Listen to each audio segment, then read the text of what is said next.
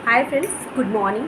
मेरा नाम अंजलि है और मैं आप लोगों को आज अपने बारे में बताना चाहूँगी। अपने मतलब मेरी जैसी कई लेडीज़ हैं जो कि पॉजिटिव रहना चाहती हैं, पॉजिटिविटी अपने अंदर महसूस करती हैं, लेकिन छोटी से छोटी बात भी उसे नेगेटिविटी की तरफ ले जाती है खींच के। तो नेगेटिव ना रहें और अपने आप को पॉजिटिव रखने के लिए क्या कहें, क्योंकि हम ऐसी लेडीज़ होती हैं जो कि छोटी से छोटी बात भी हमें ऐसे लगता है कि मतलब पति कुछ बोल गया उससे नेगेटिव हो गए, बच्चे कुछ बोल दिए उससे नेगेटिव हो गए, अगर अड़ोस पड़ोस का कोई आके बोल दिया उससे नेगेटिव हो गए।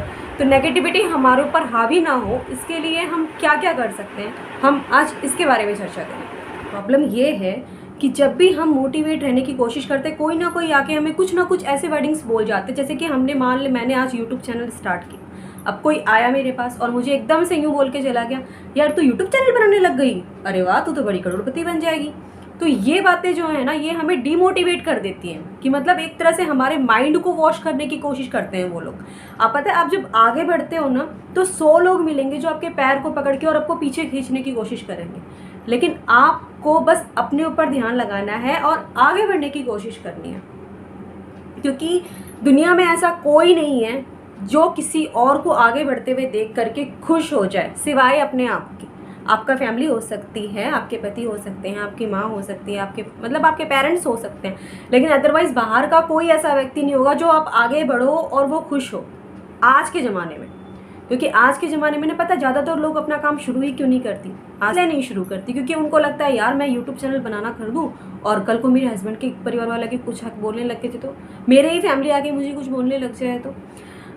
मुझे एक बात छोटी सी ये बताइए कि कल को अगर आपके घर में खाना नहीं होगा या आपके घर में मतलब कोई भी प्रॉब्लम चल रही होती है, तो वो फैमिली मेम्बर्स जिनसे आप सालों से नहीं मिले हो या फिर कभी कभार 1-2 साल में या 6 महीने में एक बार मिलते हो, उनके लिए अपनी लाइफ रोक दोगे? आप कभी आगे नहीं बढ़ोगे। आप ये सोचो कि उनके बारे में सोचकर आप अपनी रूटीन रोक रहे हो, आप अपनी जर्नी रोक रहे हो जिसके लिए भगवान ने आपको यहाँ पे भेजा है। तो सोच के देखो, हमें वो चीज़ें करनी चाहिए जिससे हमें लगे कि हम अपने आप को टाइम दे रहे हैं। हमें ऐसा नहीं लगना चाहिए कि भाई हम यूँ सोचें कि भाई सामने वाला बंदा क्या सोचेगा, या मेरे पति की फैमिली क्या सोचेगी, या मेरा पेरेंट्स क्या सोचेंगे, या मेरा बच्चा क्या सोचेगा। हम ये सोच कर पता है अपनी आधी ज़िंदगी बर्बाद कर देते हैं। हम आगे बढ़ने की कोशिश ही नहीं करते। हमें ऐसा लगता है कि हम अगर आज यूट्यूब चैनल बनाना शुरू करेंगे और कल हमारी फैमिली में से आकर कोई हमें यूँ कह देगा तो फिर हम क्या करेंगे। वो कहते हैं ना, क्या कहेंगे लोग, ये सबसे बड़ा रोग, ये हमारा सबसे बड़ा रोग है। हमें इससे मिटाना होगा। जब हम इसे मिटा पाएंगे ना नेचुरली तरीके से, तब हम जिंदगी में आगे बढ़ पाएंगे। उससे पहले पॉसिबल ही नहीं है कि आप आगे बढ़ जाओ। आपको आगे बढ़ने के लिए सबसे पहले अपने आप को ढूंढना होगा, आप क्या चाहते हो। और मुझे नहीं लगता कि किसी भी लेडीज़ में ये प्रॉब्लम है कि वो कुछ अच्छा ना कर सकती हो।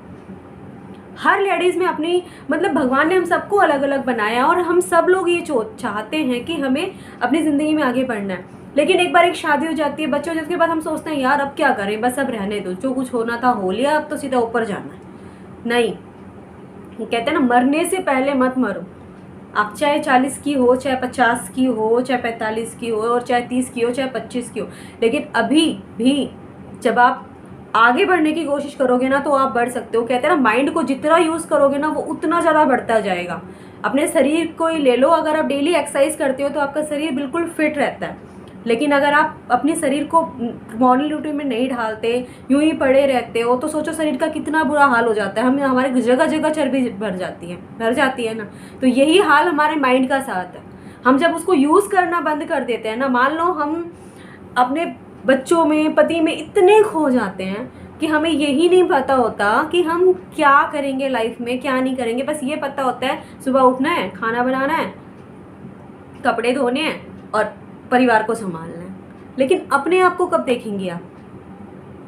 मैं बस इतनी सी बात आपसे कहना चाहूँगी, अपने आप को भी टाइम दो। बेशक दिन में सिर्फ 15 मिनट निकालो अपने लिए, लेकिन निकालो, अपने लिए निकालो, क्योंकि ये बहुत ज़रूरी है हर औरत के लिए।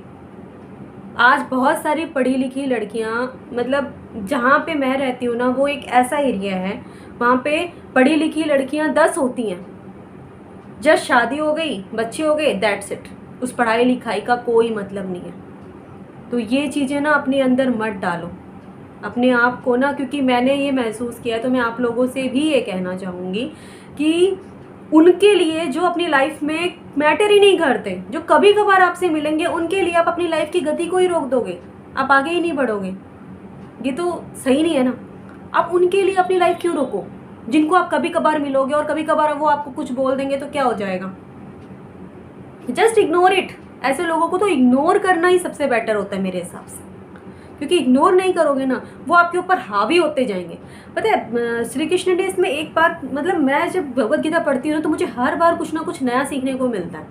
मैं भगवत गीता पढ़कर अपने आप में बस ये जान पाई हूँ कि हम जो कुछ भी करते हैं ना, वो भगवान हमसे करवाता है। और करवाता क्यों है? क्योंकि वो चाहता है कि मैं जिस वजह से तुम्हें यहाँ भेजा हूँ, तुम वो काम करो। औरों को देखकर अपनी गति को मत मोड़ो, कॉपी पेस्ट मत बनना कभी भी। अपनी काबिलियत ढूंढो कि आप किस में संतुष्ट हो, आपको क्या अच्छा लगता है करने से। और अगर इसका भी कोई जवाब आपको अंदर से ना मिले ना, तो आप एक छोटी सी चीज़ अपनाना। आप ये सोचना कि बचपन में मैं ऐसा कौन सा काम करती थी जिसको करने से मुझे डांट भी पड़ती थी, लेकिन फिर भी मैं करती थी।